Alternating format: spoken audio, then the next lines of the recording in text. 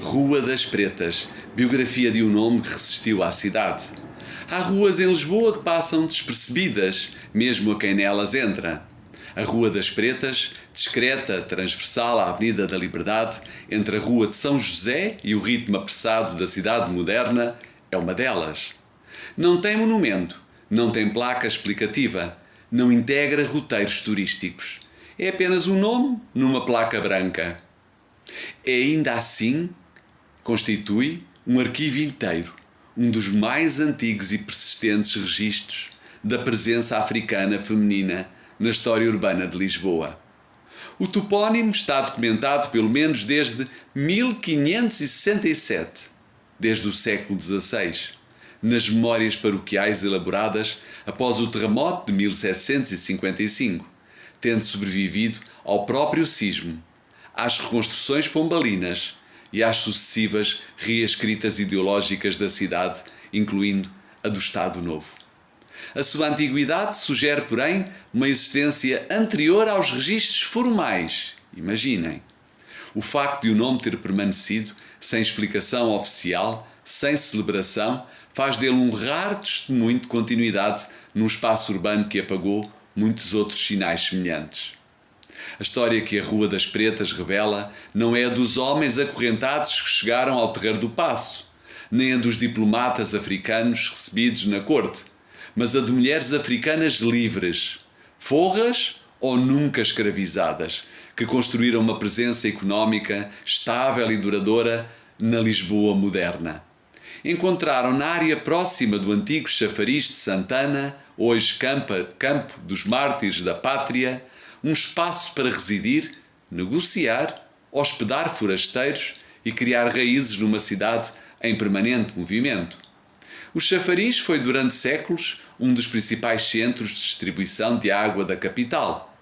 A tarefa de a transportar cabia sobretudo a mulheres africanas, que percorriam a cidade com cântaros às costas, conhecendo ruas, travessas, casas e pessoas.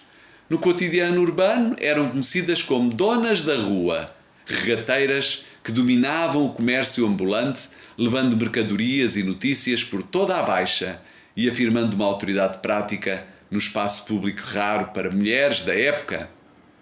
A Rua das Pretas, situada ali ao lado, registrou essa presença contínua como lugar de trocas, negócios e também de festas. Essa visibilidade não se limitava ao trabalho diário. A documentação da época registra nomes, casas e transações que confirmam a agência económica destas mulheres. Violante Fernandes, designada como Preta da Mina, possuía imóveis.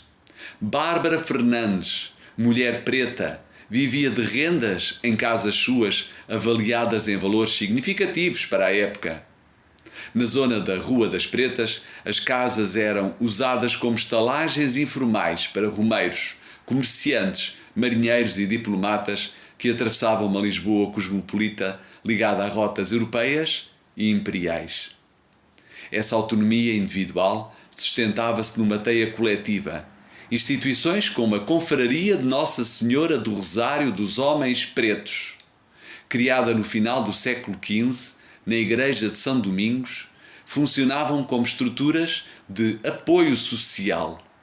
Com os contributos dos seus membros, assistiam irmãos doentes, garantiam enterros dignos e, em alguns casos, compravam a liberdade de quem ainda permanecia escravizado.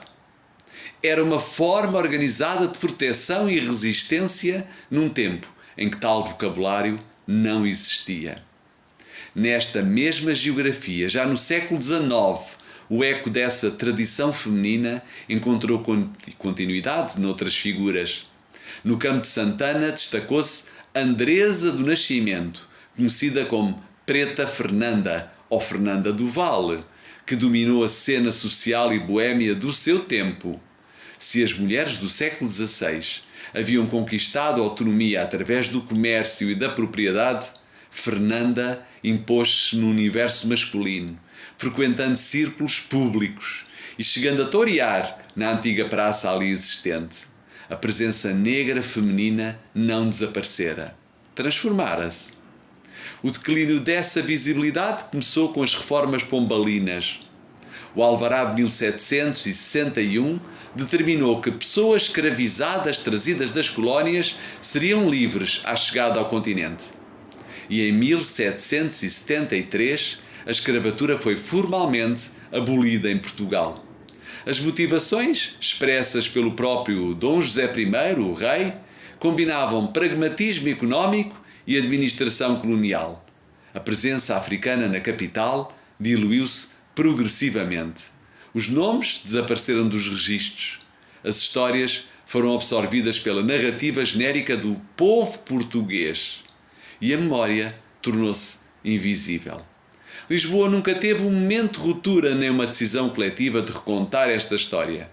O apagamento foi sendo feito por omissão, reforçado por uma intelectualidade centrada na construção de uma identidade nacional coerente, onde a presença africana raramente encontrava lugar, fora da epopeia dos descobrimentos. Ainda assim, a Rua das Pretas manteve o seu nome, talvez por negligência, talvez por ser antiga demais para suscitar intervenção. O resultado, porém, é inequívoco. 500 anos de memória preservados numa designação que ninguém se preocupou em explicar. A recuperação recente dessa história ganhou expressão simbólica no ano 2024, com a instalação de placas toponómicas que assinalam figuras e lugares da presença africana em Lisboa, incluindo a Rua das Pretas e o Campo de Santana. O processo foi longo, financiado por donativos e travado por entraves burocráticos, mas o gesto final afirmou que durante séculos permaneceu implícito. Estes nomes correspondem a vidas reais, com propriedades, estratégias e autonomia num sistema que procurava negá-las. A Rua das Pretas não é um lugar notável à primeira vista. É uma rua tranquila, sem vistas icónicas, nem comércio distintivo. Mas na persistência do seu nome reside uma força que nenhum memorial artificial reproduz. A prova de que a história não desaparece por completo. Sobrevive, às vezes, numa parede antiga, numa parede clara, guardando a biografia urbana das mulheres que fizeram Lisboa enquanto a cidade aprendia a esquecê-las. Gratidão, fique bem, até à próxima.